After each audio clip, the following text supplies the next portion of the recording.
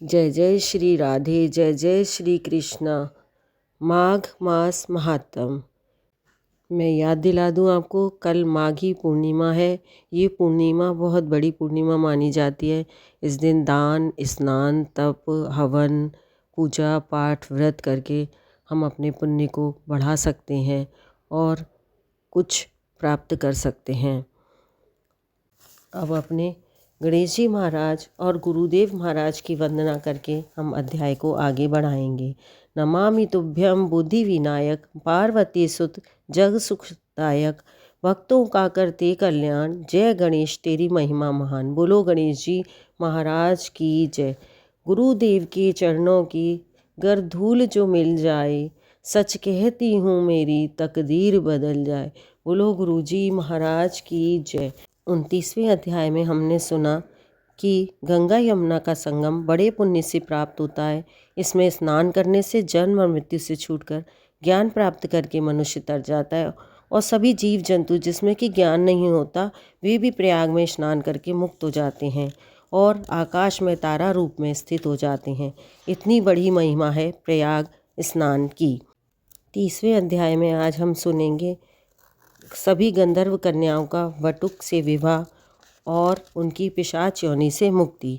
लोमश ऋषि जी वेद निधि से कहते हैं, इस समय मुक्ति को चाहने वाला तुम्हारा पुत्र और ये कन्याएं, वह तुम मेरे कहने से इस गंगा यमुना के संगम में स्नान करो।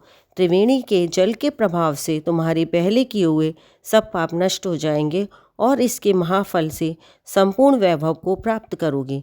ऋषि के ऐसे सत्व तथा उल्लंघन न करने योग्य वचन को सावधानी से सुनकर वे सब उत्कंठित चित्त से स्नान करने लग गए। तब उसी क्षण संगम में स्नान करने से उनकी पिशाचिता नष्ट हो गई और सबने अपने अपने पूर्व शरीर को प्राप्त कर लिया।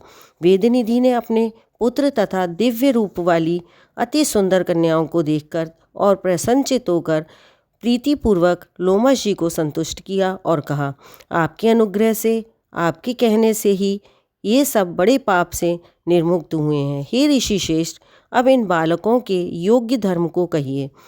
लोमश जी ने कहा, इस युवा कुमार ने वेदों का अध्ययन समाप्त कर लिया है।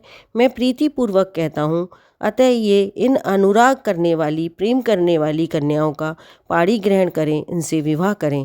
तब लोमश जी और अपने पिता की आज्ञा से ब्रह्मचारी वटुक ने विवाह की विधि से, सुंदर द्रव्य तथा मंत्रों से एवं ऋषियों से मंगल किए जाने पर धर्मपूर्वक 5 कन्याओं से विवाह किया। इन कन्याओं के पूर्ण मनोरथ सफल हुए और वे सब बड़ी प्रसन्न हुईं।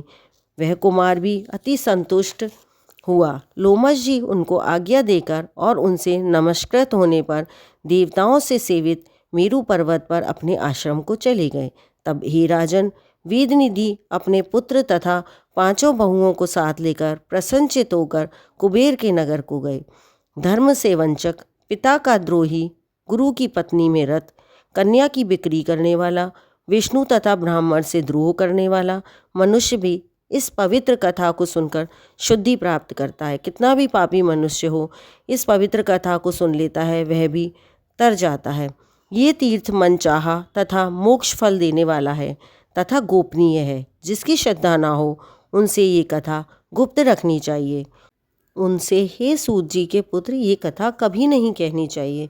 जो इसको पढ़ते हैं, सुनते हैं, वही ब्राह्मण, विष्णु, देवता, ब्रह्मा और शंकर हैं।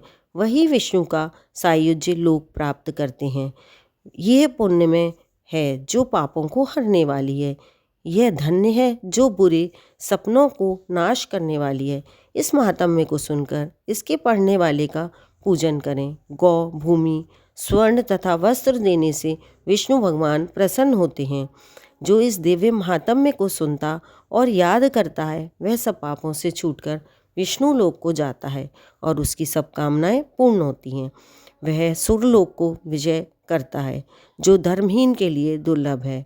इस महात्म्य को ब्रह्मा जी ने पहले वशिष्ठ मुनि से कहा, फिर दत्तात्रेय जी से कहा, पश्चात वशिष्ठ जी ने राजा दिलीप से कहा और मैंने ये कार्तवीर को सुनाया। जिसके घर में लिखा हुआ ये महात्म्य सर्वदा पूजा जाता है, उसके घर में सर्वदा भगवान नारायण पूजित रहते हैं। पुष्कर तीर्थ में, प्रयाग में, गंगा सागर में, दिवाले में, कुरुक्षेत्र में तथा विशेषकर काशी में इसका पाठ अवश्य करना चाहिए।